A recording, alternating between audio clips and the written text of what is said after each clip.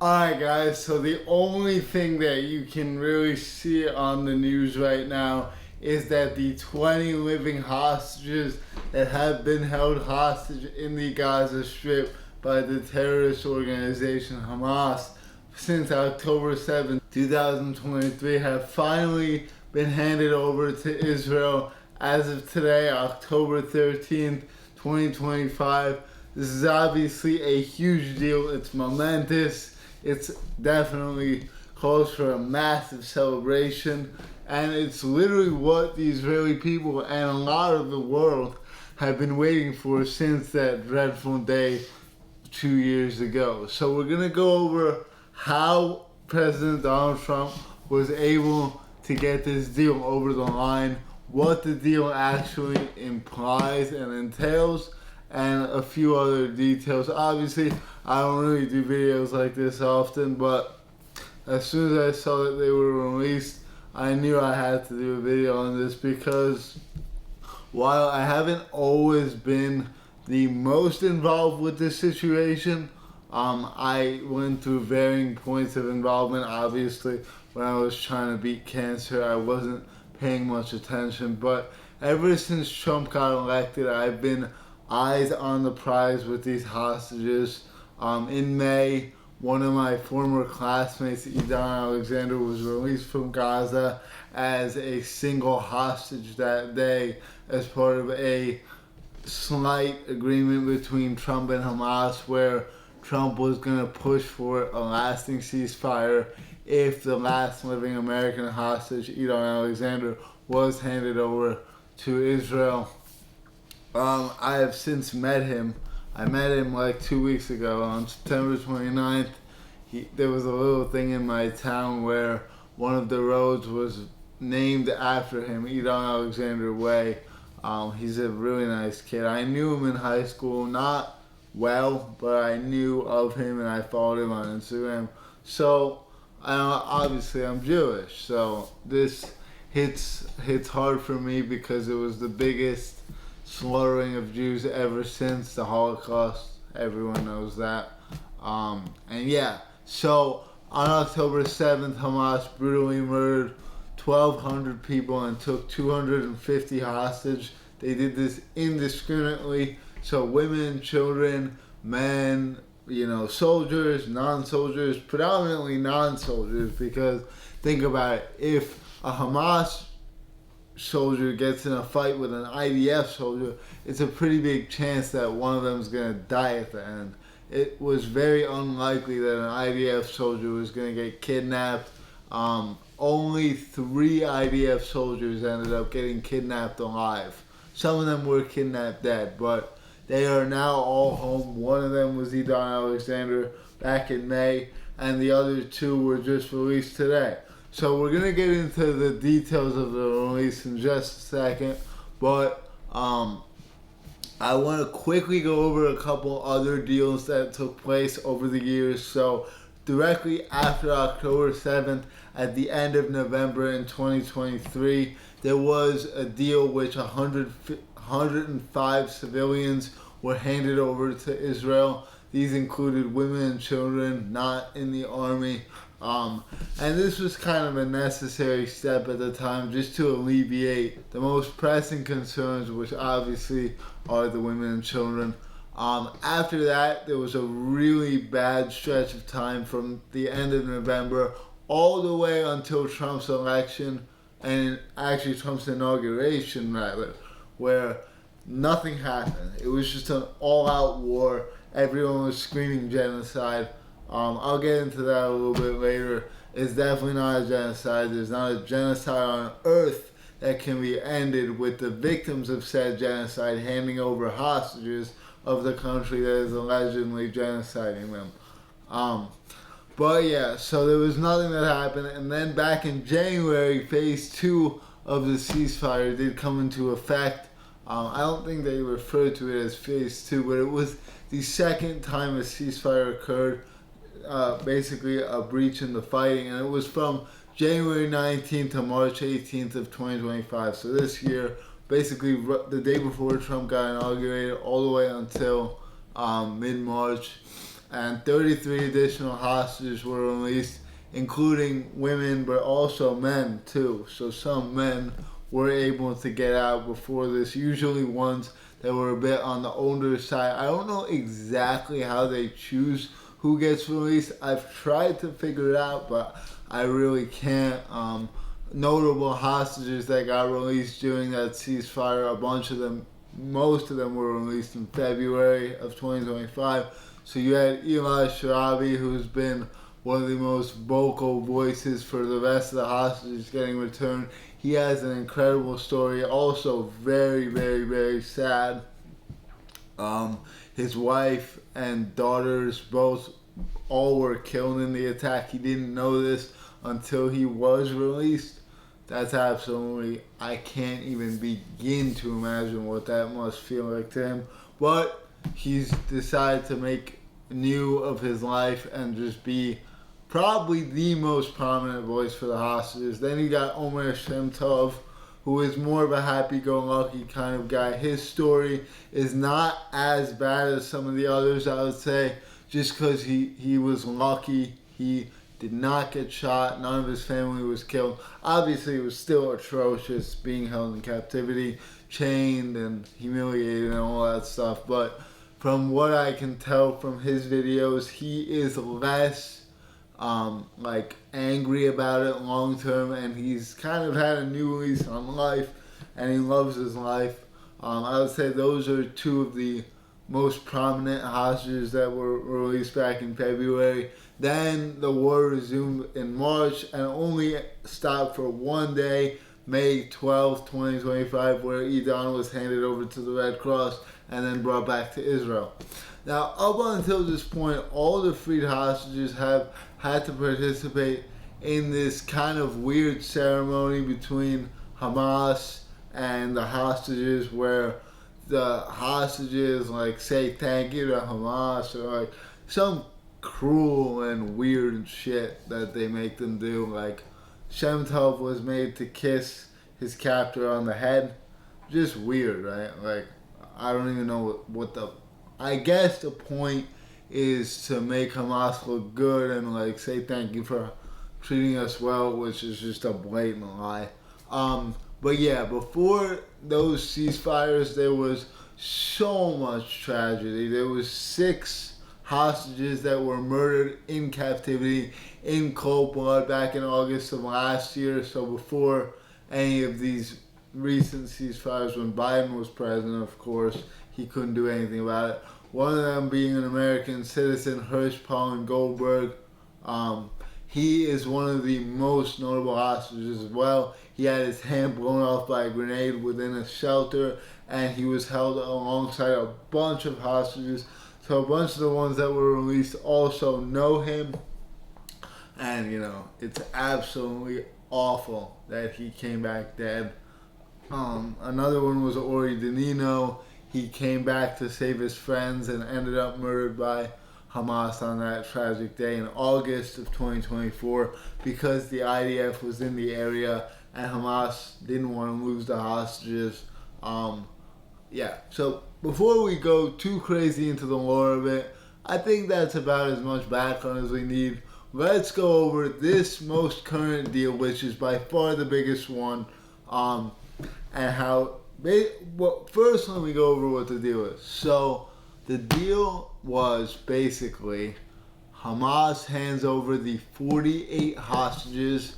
20 of them were living, 26 were confirmed to be dead, and the fate of 2 of them was unknown. We'll get to that in a second. That is important. Keep that in mind. So, in exchange for those 48 hostages, Israel has to pull back to an agreed upon spot in the region. Not a complete withdrawal from Gaza, just occupation of 53% of Gaza, which is less than it was. And also, just overall, if Israel continued at that rate, they would have taken over Gaza completely in about 2 or 3 weeks. So, yeah, Hamas definitely used that as a reason. And then Israel also had to hand over 1,950 Palestinian prisoners 250 of them being life sentenced before October 7th, and the other 1,700 were detainees from that day and days after that day. So not like to the point where they would be convicted for life, I don't think, because none of the actual big time criminals from October 7th were released in this deal. That was a red line for Israel. Israel did not allow that at all. So Hamas focused on the older prisoners, the one that have done a lot of time already. And basically, the reason why this was able to occur is because it was basically a straight up prisoner swap. Before the release of the remaining 48 hostages was directly linked to the end of the war completely. And that was just one of those things where it's very hard because Hamas wants Israel to pull completely out of Gaza and Israel wants Hamas to disarm. So it's like, how do you bridge that gap? Okay, you can't. But you basically can't. So what ended up happening instead was Trump went for a more of a phase one style deal, prisoners for hostages swap, and a slight pullback in the region. And through a lot of pressure, he put so much pressure on Hamas, especially within the last month. That is for several reasons. One of the reasons I think was because there were two videos that were released in the very beginning of August. One of hostage Ram Baslavi and one of hostage Eviatar David, in which both of those hostages looked extremely emaciated, basically on the verge of death. Eviatar David was forced to dig his own grave in the video. That video sent shockwaves around the entire world, national community, international community, and that was something that was really lacking before, was condemning by the Arab nations and the UN on Hamas and the demand to release the hostages. So those two videos definitely played their role. Another thing was the strike on Qatar by Israel. Israel struck Qatar. It was a failed strike. It was on September 9th. So I think it was actually a month to the day, if I'm not mistaken, to when this ceasefire got signed. So it was very recently, just a couple weeks ago. And Israel struck Qatar. It was a failed strike. They didn't kill who they wanted to kill from Hamas leadership, but it was sort of a message to Qatar that if you don't call on Hamas to give back the hostages, we are going to come after you directly. And we've seen before with the Edon Alexander situation in which Trump was able to secure his release through Qatari negotiators. We know that Qatar has a lot of stake in the game. They can basically tell Hamas to do whatever they want to do. And they were able to seal the deal through the past week in insane negotiations in this place. I forgot the name of it. Something Sheikh El Sheikh or something in Egypt. It's basically like a vacation spot in which Jared Kushner and Steve Witkoff mediated and made the deal happen. So huge thank you to President Trump, Steve Witkoff, and Jared Kushner. Without them, this would have never happened. So after that, it was only a matter of time. It was a 72-hour deadline for Hamas to give back the hostages. Obviously, way more pressure was on the living hostages because they are literally suffering in Gaza and they're still alive, so we need them back ASAP. So today, October 13th, that's where we are now, all 20 hostages were returned. There was definitely a lot of uncertainty. People were scared that Hamas might try and pull something. They wanted this one guy released that Israel wouldn't release, Barghouti. He's a very, very evil terrorist. So there was some talks that might cause a problem. But as we kind of expected, they were released, because Trump literally was in the region at the time of their release. He landed in Israel at 9 a.m. Israeli time, and he addressed the Knesset, which is basically the Israeli government, Israeli parliament. So yeah, at this point, if Hamas didn't release the 20 living hostages, they would basically be at war with the entire world. So they did it.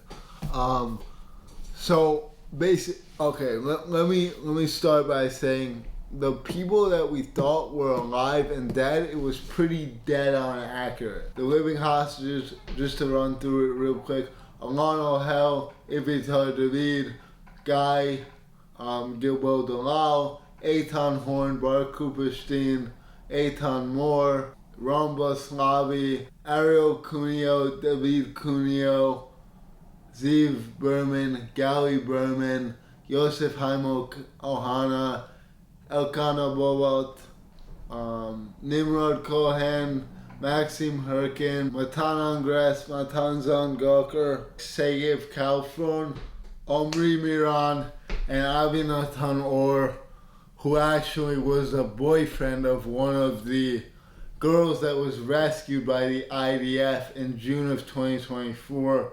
And that was a very famous scene where they were both kidnapped separately. And according to a testimony from Avinatan Or, he was in complete isolation for the whole 2 years of his captivity. So he literally had no idea what was going on, probably, because he didn't have access to any of the other hostages. He was just with terrorists who were probably lying to him and starving him deliberately. He is very thin. He looks like he got treated really badly. Some of the hostages don't look like they were treated that badly, which obviously we don't know for sure, but some of them look a lot better. Like Segev Kalfron, one of the hostages that we didn't know much about. Obviously, what they had to endure is something that most people would never be able to deal with.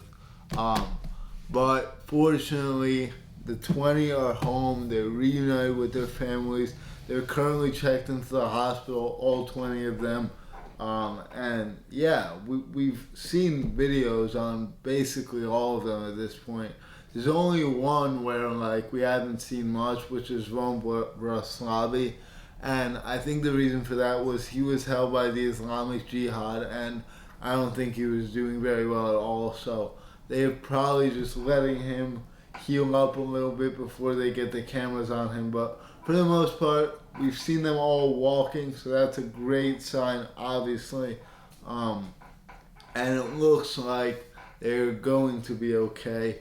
Their families are obviously going to give them the strength that they need. Unfortunately, the 28 hostages that were deceased, there was 26 confirmed deceased and 2 where we didn't know the outcome of it.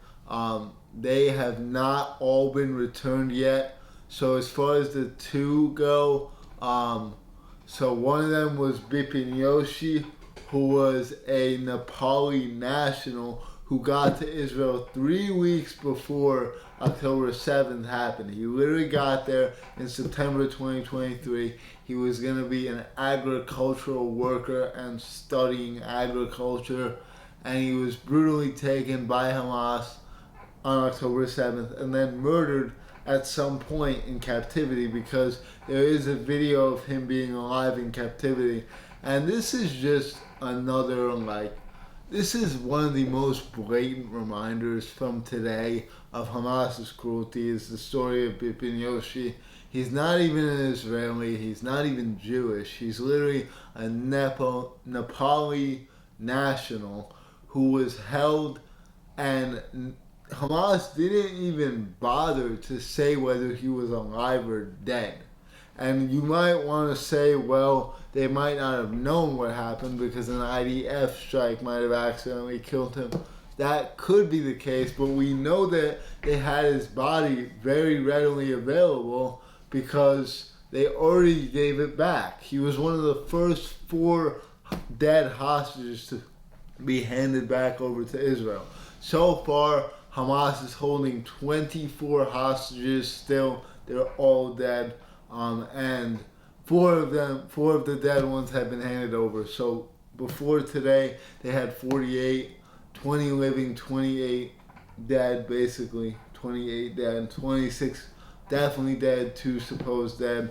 And now they've handed over 20 living and 4 dead, so they still have 24 dead hostages. This definitely is going to determine where this thing goes next. So the 4 that were returned were Bipin Yoshi, as I've said, the Nepali national. Yossi Sharabi was returned as well, who is the brother of Eli Sharabi, and I'm very happy that his body was one of the first to be returned, because Eli Sharabi has been through enough. He deserves to come to peace with his brother's burial. Guy Ilouise was tragically shot twice during the massacre and then taken into Gaza as a hostage, where he died that day or the day after he succumbed to his wounds. And Daniel Peretz was also one of the dead bodies handed over to the IDF today. He is a tank battalion soldier who was murdered right there on the spot and dragged into Gaza. So there are still 24 dead hostages in Gaza. 23 of them are from the October 7th massacre.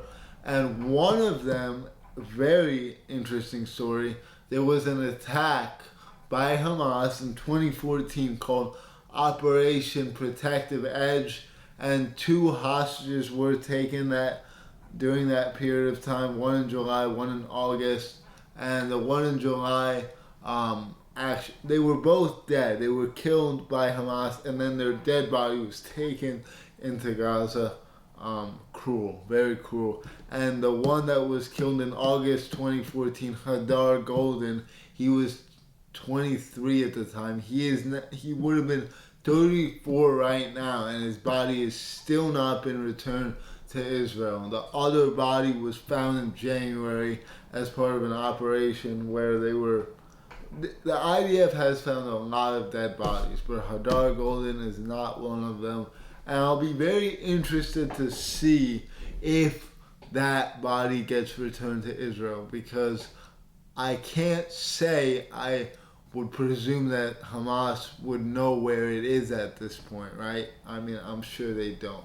But let's see what happens with all that. Hamas has already said there's 5 to 10 hostages that will never be found, so that means they have to give over like 12 to 15 left. But who knows if they're lying or whatnot. At this point, there's no knowing. There are still 2 deceased American hostages, Itai Hen and Omer Nutra. Both were IDF soldiers tragically killed in the October 7th attack. Now, where do we go from here, right? Hamas has already said they won't disarm. They have agreed to give up governance of Gaza, so that is interesting. The answer is I don't know. Trump has been able to pull off stuff that we never would assume would be possible, and now it appears that he is determined to get this phase 2 of the deal and phase 3 and whatever comes next over the line.